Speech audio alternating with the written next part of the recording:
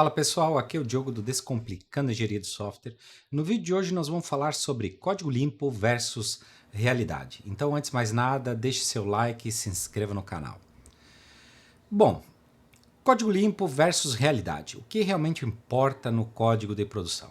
Por que eu decidi trazer esse tema? Assim como vários outros temas que eu tenho trazido com relação à carreira ou a, digamos, técnicas de desenvolvimento, elas surgem da rede social, surgem dos comentários que eu acompanho, né, dos tech influencers, o que eles costumam falar.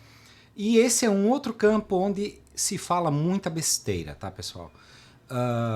Né, é muita gente tentando empurrar alguns padrões e eu vejo que isso contamina o debate do que realmente é importante, principalmente para quem está começando o mercado de trabalho.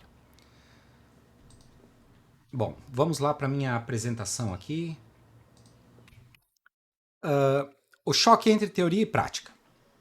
Código limpo, arquitetura perfeita são ensinados na faculdade e nos cursos. Você aprende Solid, Design Patterns, Clean Code do Uncle Bob, né? Livro famoso esse aí. Mas a realidade da empresa é completamente diferente. Hoje vamos falar sobre esse choque e como lidar com ele sem perder a sanidade. O mito do código perfeito. Teoria pressupõe tempo infinito para refaturar, sistema novo começando do zero, controle total das decisões. A realidade entrega sistema rodando há 5 anos ou mais, prazo definido pelo comercial, cliente esperando para ontem. Código perfeito não existe quando o cliente comercial não espera. Então, assim, vamos ser realistas, pessoal.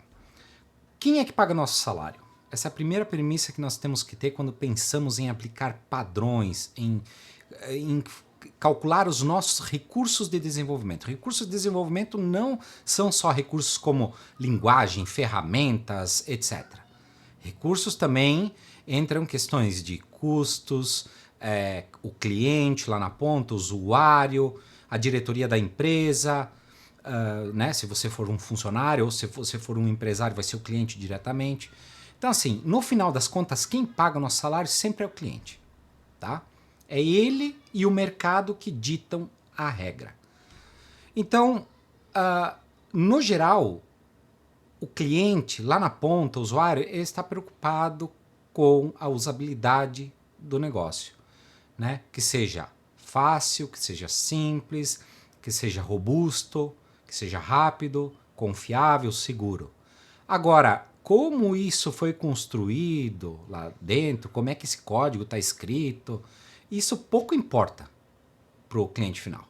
Tá? E muitas vezes o perfeccionismo em buscar um código perfeito leva a fracassos em projetos, tá? Porque gasta-se muito tempo e às vezes nunca se termina também um projeto.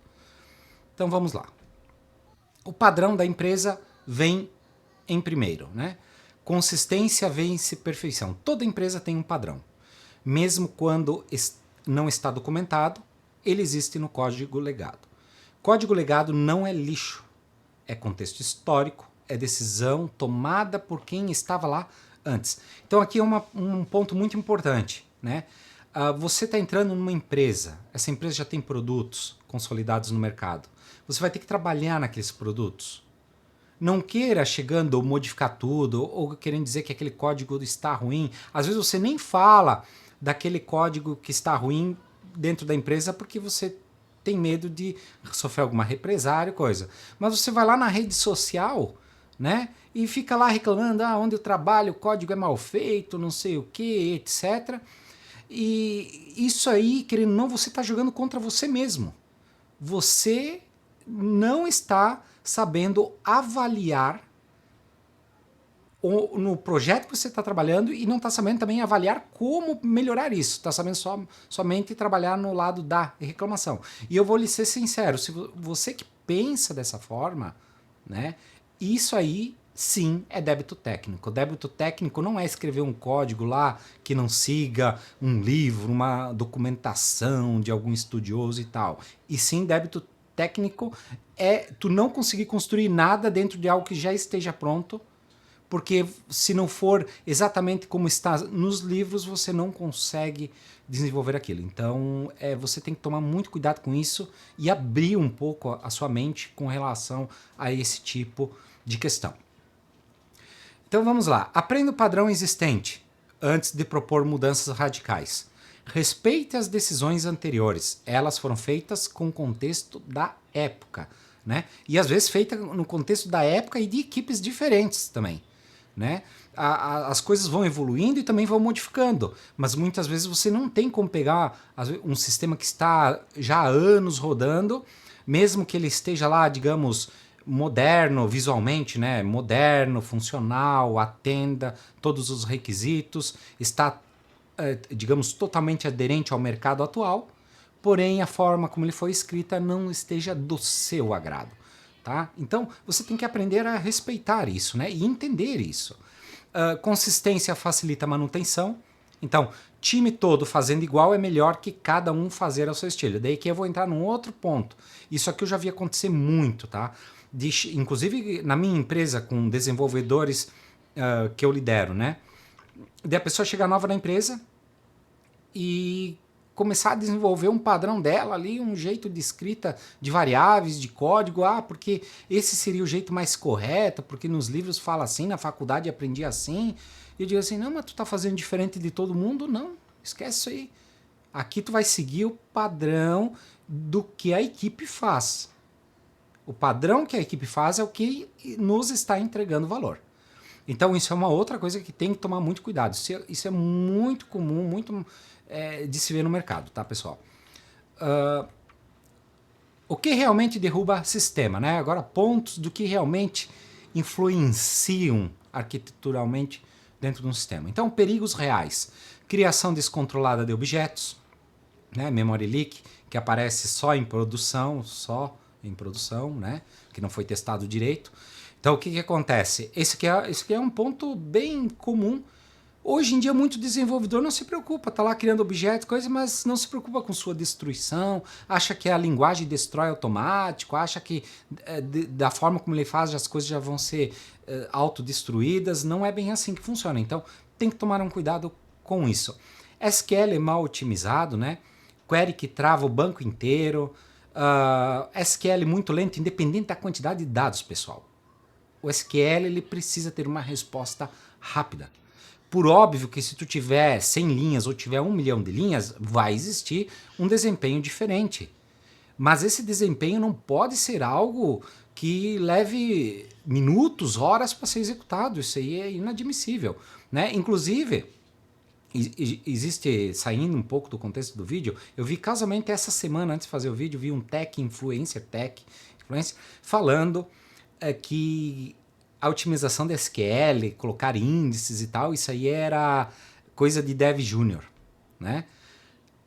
Assim, eu desafio esse tech influencer a pegar um SQL bem elaborado, algo que tenha lá, digamos, uns 20 a 30 joins complexos, tá?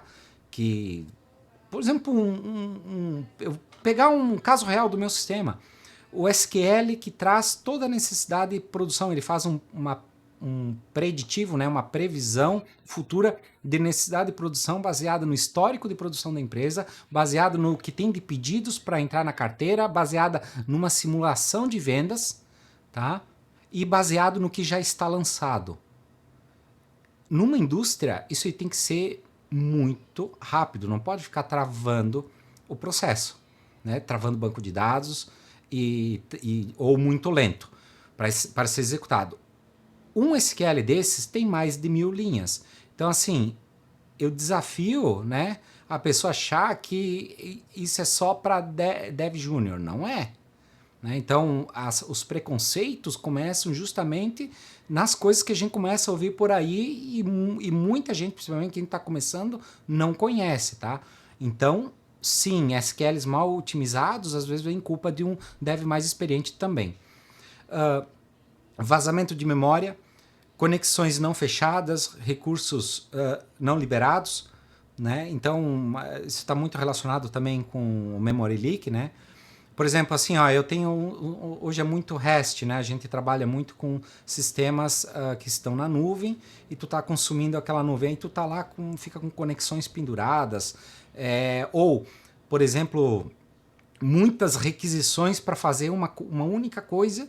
Você poderia ter digamos, uma única chamada que trouxesse todos os dados que você precisa e você tem que fazer 5, 10 requisições para trazer o mesmo dado.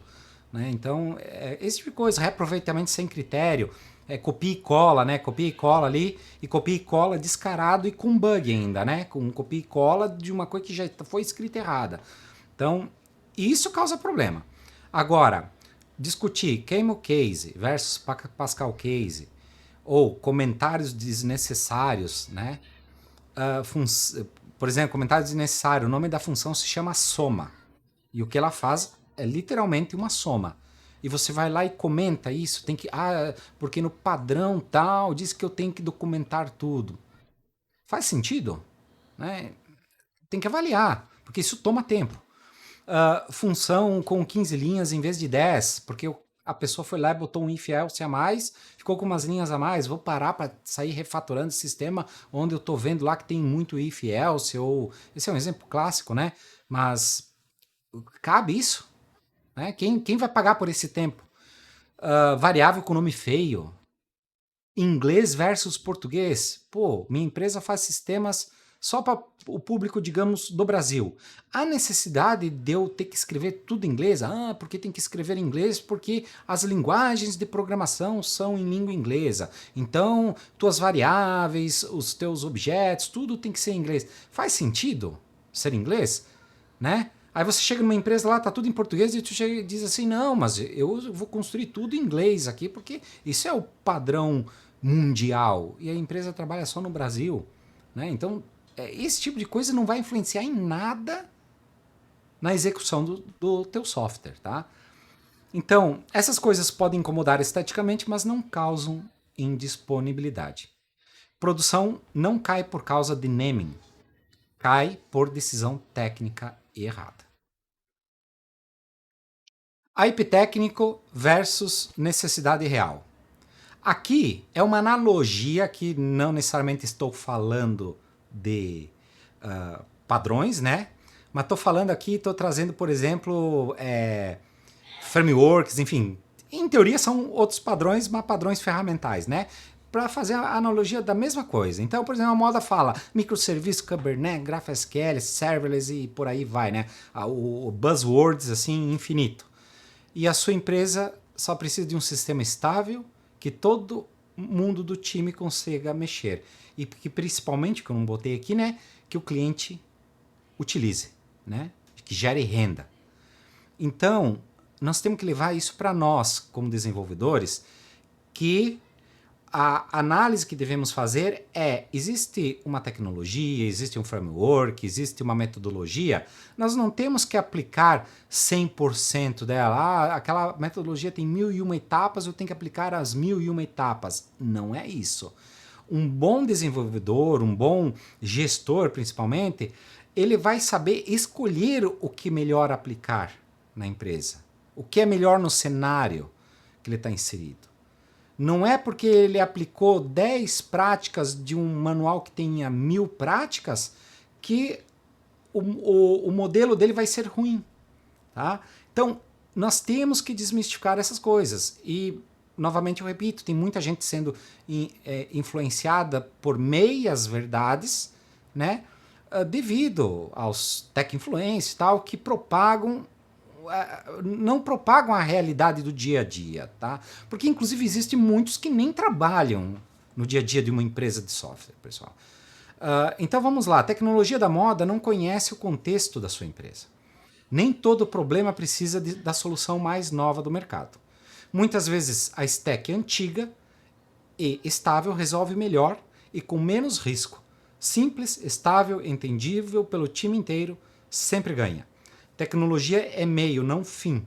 O fim é entregar valor para o cliente. Tá? E assim, se a empresa está entregando mais valor para o cliente num menor custo possível e tudo está atendendo, está perfeito. É o oceano azul da empresa. Então não tem porquê, por convenções, por questões burocráticas, o desenvolvedor querer complicar algo que está, digamos, no melhor dos mundos. Beleza, pessoal? Então vamos para a próxima. Agora um recado direto para o júnior e pleno, tá? Eu não falo aqui diretamente para o sênior, porque o sênior já tem boa parte dessa visão do que eu estou falando, tá? Agora, para o júnior e para o pleno nós temos duas visões bem diferentes da coisa. Então, para desenvolvedor júnior, está entrando no mercado, aprenda a ler código legado. Tá? Essa é a skill mais importante no começo. Não tente salvar o sistema inteiro no primeiro mês, no primeiro ano, enfim. Faça perguntas, entenda o porquê das decisões antes de criticar. Ah, por que vocês fazem assim? Por que assado? Isso é maturidade técnica. O que eu botei ali, ó. Maturidade técnica é saber abrir mão da perfeição quando necessário. E assim, se o desenvolvedor ficar muito restrito a sempre querer o perfeito, provavelmente esse desenvolvedor será substituído no futuro próximo. Tá? Por quê? Porque as empresas precisam de velocidade, precisam de entrega. Claro, entregas funcionais, entregas que estejam coerentes, né? Que não estejam causando problemas, mas isso é totalmente diferente de querer fazer o código perfeito. E para desenvolvedor pleno, tá? Aqui é mais um puxão de orelha para o desenvolvedor pleno, pense no time, não só em você. Não estou dizendo que todo desenvolvedor é assim, tá? Mas muitos plenos acabam chegando num patamar de experiência que eles estão naquele momento que eles acham que são o hype do momento, né? Ele, pessoa, né, tá o ego meio inflado, ele acha que é o hype do momento e não ajuda o próximo, né? E quer tentar fazer do jeito deles as coisas. Então vamos lá. Aquele código super inteligente que só você entende é um problema. Não é uma vantagem. Então, menos ego técnico, mais código que qualquer um consegue manter. Às vezes, eu já vi acontecer, no caso do pleno, o desenvolvedor tentar complicar as coisas, mas se larga na mão dele uma parte assim, tu vai ficar responsável por essa parte do sistema aqui e o desenvolvimento é contigo. O cara tá quase lá, digamos, daqui a pouco, se pegar um pouquinho mais de maturidade, o cara vira sênior. E ele começa a complicar as coisas, começa a desenvolver de uma forma que basicamente só ele consegue dar manutenção, pelo fato da insegurança de daqui a pouco, quem sabe, não, daí eu deixo a empresa refém do meu trabalho. Né? Mas não é bem assim que funciona, porque a hora que a empresa percebe esse tipo de coisa, acaba acontecendo a demissão. Tá? A verdade é que ninguém fala, né? A empresa precisa faturar, você precisa pagar seus boletos. O mercado não paga pelo código mais bonito ou mais elegante. O mercado paga pelo sistema que funcione, que entregue valor e que não cai, não quebre. Código limpo é importante? Sim, mas é meio, não fim. Né? Então, esse é basicamente o meu recado. O cliente lá na ponta, galera, vamos voltar lá no segundo slide quando a gente fala de cliente. O cliente lá na ponta, ele quer um negócio funcionando, que esteja atendendo às necessidades dele, redondo, sem problemas. Tá? Agora, como aquilo ali foi escrito, não está na alçada dele. Claro que devemos desenvolver sistemas coesos, né? Tentar usar a melhor prática possível, mas não podemos desmerecer o que está construído, não podemos querer mudar tudo que está construído se a empresa não tem disponível tempo, né? Ou às vezes até tem tempo, mas quanto desse tempo realmente ela está disposta a esperar, porque às vezes se pressupõe uma coisa e se leva muito mais tempo, porque se busca a perfeição. Então, isto são cuidados que devemos ter. Então eu recomendo que quando você ouvir alguém falando, tem que seguir o Clean Code, né? Tem que seguir Design Pattern, etc. Tudo que você ouvir tem que seguir, questione, mas por que eu tenho que seguir? O que isso me traz realmente de valor? Quais são os passos mais importantes? Eu tenho que seguir toda a cartilha ou eu tenho que aprender a escolher quais são as melhores práticas? Né? Então é disso que se trata, pessoal. Eu espero que aqui eu tenha deixado um recado, né? Tenha trazido conhecimento, desmistificado essa questão e faço uma provocação, né? Se você já viveu esse choque da teoria e prática, né? E como você lidou com a frustração de não poder fazer do jeito que você gostaria, e sim ter que seguir o jeito que já está na empresa, que já é o jeito da equipe trabalhar com o código, né? Deixa nos comentários e é isso aí, pessoal. Valeu, até a próxima.